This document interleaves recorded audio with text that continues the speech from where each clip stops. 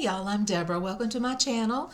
Today is the July, oh my gosh, I can't believe it's July already, but the July update to the This is Pantasy project.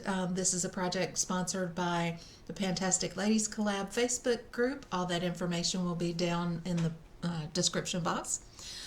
With this project, it started on October 11th of last year and will run through same date this year.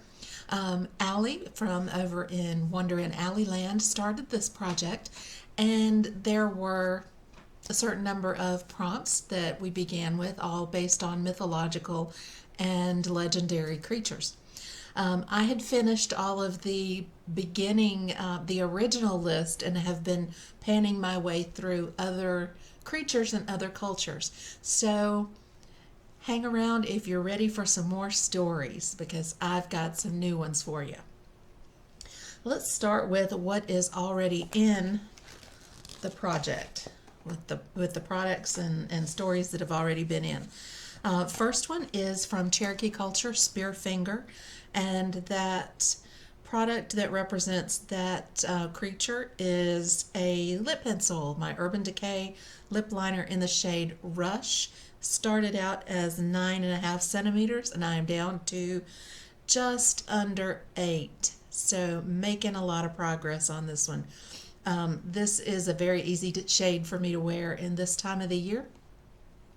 The Urban Decay 24/7 lip liners are very creamy, and they're very easy to use, and like them very much. So maybe another 2 months. We'll see. We'll see on that one. All right, for last month, I rolled in 2 products relating to hurricane season and legends about hurricane season. The first one I rolled in was for the Bermuda Triangle. I rolled in a triangle-shaped package from LYS. This is the Higher Standard Satin Matte Cream Blush in the shade Self-Love. And I have this in here for 20 uses. I have used it 16 times, so it's got 4 more uses, and you can see there's a dip going on. This is a very, very pigmented blush, but it does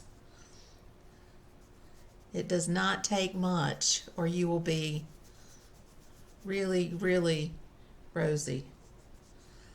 So usually it's just like pat, pat, pat, pat, and spread it out. It doesn't take much. I appreciate the value, and I love the shade, love the color. I love the price point for these. This is really nice. So that one will be staying in for 4 more uses. So really by the end of the week, that one will be done. All right, the other one was for, the next one was for the Gray Man of Paulie's Island. The Gray Man at Paulie's Island shows up. He's a apparition that shows up when the storms are coming. And usually people who see, it's actually a good thing to see the Gray Man, because people who see the Gray Man, if they evacuate, then they come back and their property will be safe. So what I rolled in for the Gray Man of Paulie's Island was the Natasha Denona Glam Face Palette, because this is something I would take if I evacuated. It has 5 eyeshadow colors, a cream to powder blush, and cream to powder highlighter. This is a wonderful, just literally a whole look. The highlighter is very, very blingy, though, so very light hand with this, but it is a wonderful palette, like to use. Like one day a week I've got to get up before the angels are awake and go to the hospital with students, and so this is really good for me to kind of stagger in here and put something on without having to think really hard about it, because it's all just together in one package. So I have put this in here for 2 uses, no pan left behind. 10 uses, no pan left behind. I have used all the pans in here, and 2 more uses, and this will be finished. So this will be finished before the end of the week. this and the blush. All right, for the other Cherokee culture creature that I had in here was the deer woman, very protective.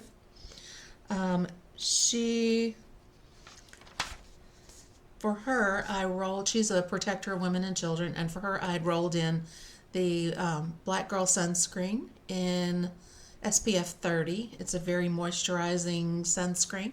It is finished. So this one will be rolling out. That gives me 3 products that are left.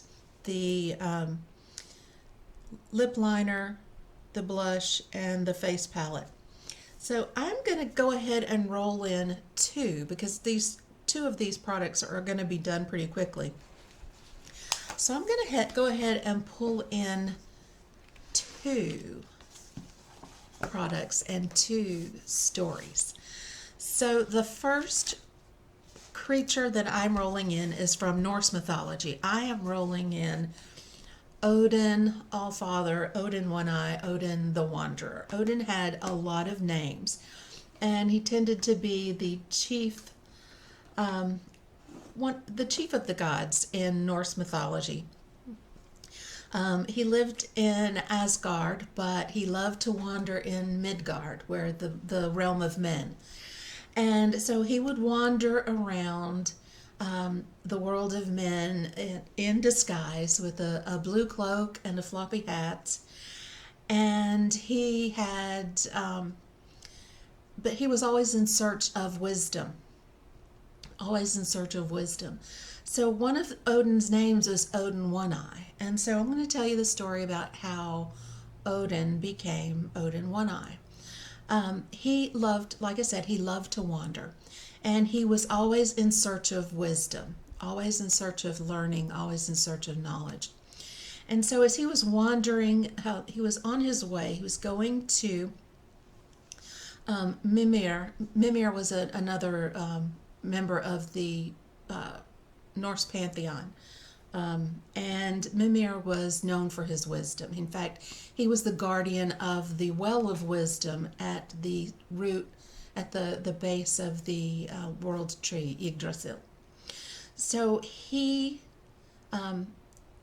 Odin knew that one of the things that made Mimir so wise was drinking from the well every day. So he was determined to go to Mimir's well and ask to drink from the well of wisdom. On the way, he met a giant who did not recognize Odin as Odin. He just was chatting with a stranger. And the giant asked him, he said, I'll make a deal with you. I'm going to ask you 3 questions. If you can answer 3 questions, you can keep your head. But if you can't answer the 3 questions, I get to keep your head. And so Odin, of course, being Odin Allfather, knew the answers to the questions. And so he answered the questions correctly. And then Odin said, it's my turn. I'm going to ask you a question. And so he asked a question of the giant. The question was, what are Odin's final words to his son going to be? Which no one would know that but Odin. So the giant knew that he was in trouble. So Odin said, you know what, never mind, I don't really want your head. I want the answer to my other question. And my other question is, what is the price that Mimir will ask for a drink from the well of wisdom? And the giant told him, he said, well, he's going to want an eye. That's the price. And he's not going to negotiate that. So Odin went away kind of sad, because who wants to lose an eye? But as he wandered around, he thought more and dwelt more on what would happen to Midgard, what the things that he needed to know to encourage, to grow, to save the world of men. So he kept going, and he wandered, and he finally found himself with Mimir at Mimir's well.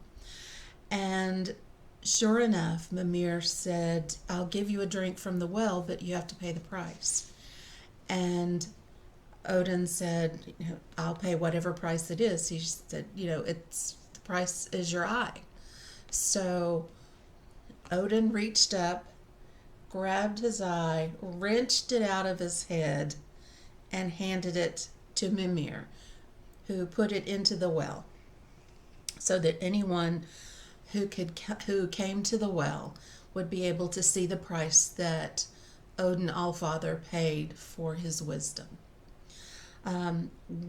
There's some interesting symbolism there, trading an external vision for internal insight. There's some different kind of things going on there in the mythology, but that is how Odin the Wanderer became Odin One Eye. So for Odin, I am rolling in a palette, an eyeshadow shade, and this is from my Tarte palette. They smell like chocolate. But this shade right here is called, Wanderer. So I'm bringing that one into pan for Odin the Wanderer. So that's the first product.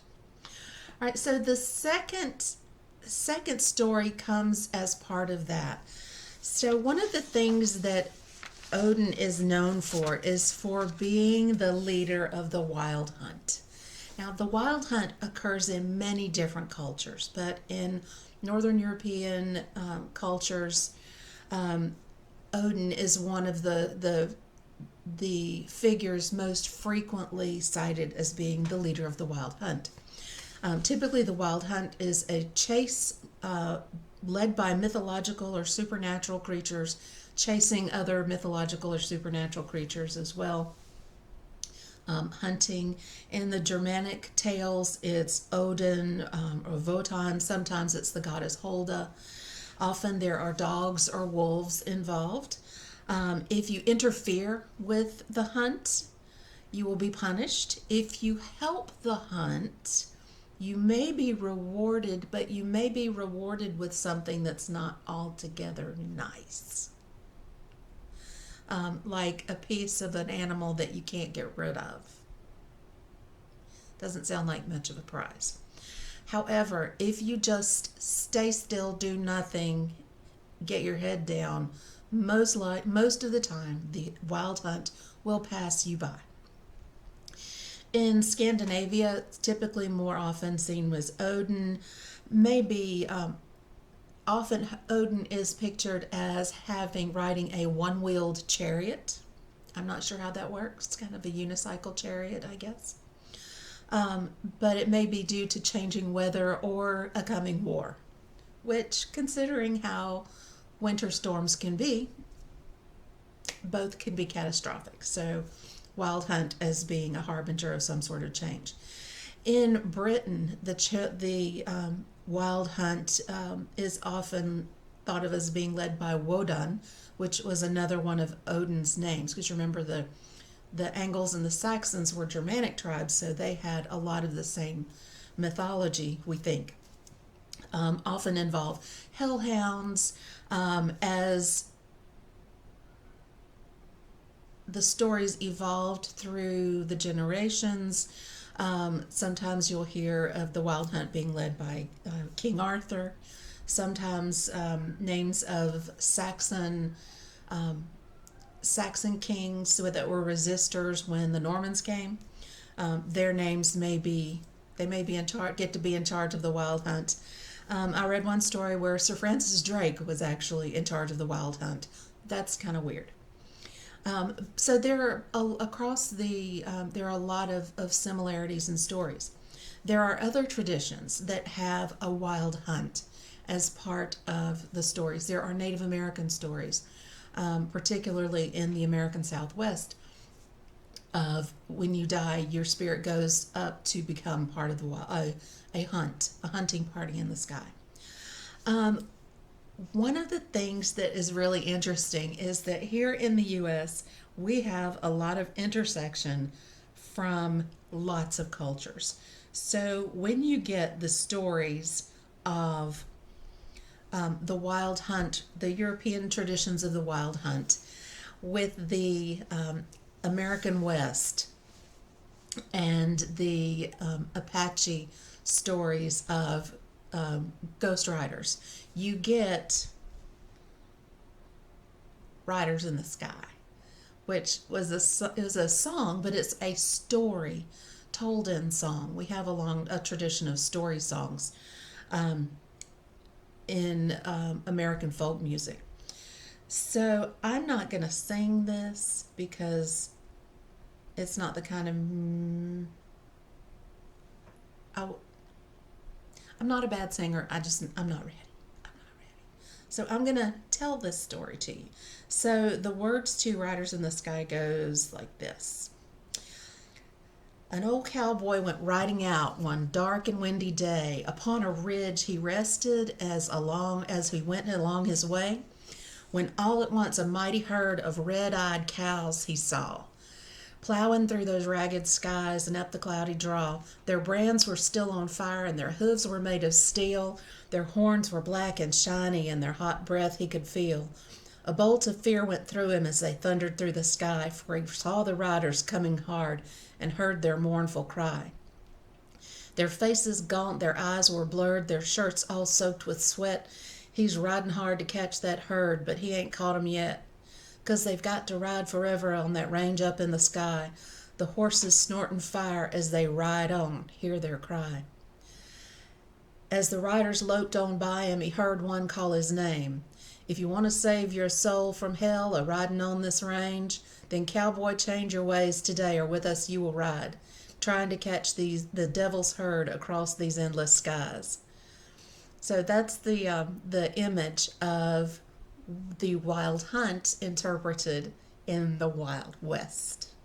So for that, I am rolling in something that I have repented buying, because the cowboy needed to change his ways lest he become part of the wild hunt. So I'm rolling in something I'm sorry about. I'm repenting. It's not a bad product. I'm just sorry it was mine.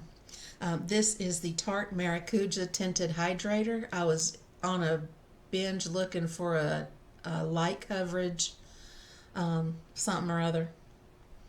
This is entirely too shiny for me. Yeah, it's sticky. If you have really, really dry skin, this is probably great. But when I need, in the summertime, when it's hot, I need something light coverage, but not, I need something that's not going to just like melt and slide off. This is not it. This is a melt and slide off kind of thing. So my goal is to finish this, to make it a little more difficult. I've been mixing this with another product that's in another project. So these two are mixed together in here, and there's actually maybe just like a little teeny bit in here. So the goal is to finish both of these. So this one is trapped until the other one is finished. So there's my Riders in the Sky, my wild hunt. All right, guys, so that is my story. Those are my stories for today. Hopefully, I should have some more rollouts, and I'm still thinking about what we want to talk about next month. Maybe cryptids, American cryptids. We'll see. Or maybe some African stories. That might be good too. All right, guys. If you have requests for stories, put them down in the comment box. I'll be glad to research your stories and tell those. All right. See y'all later. Bye.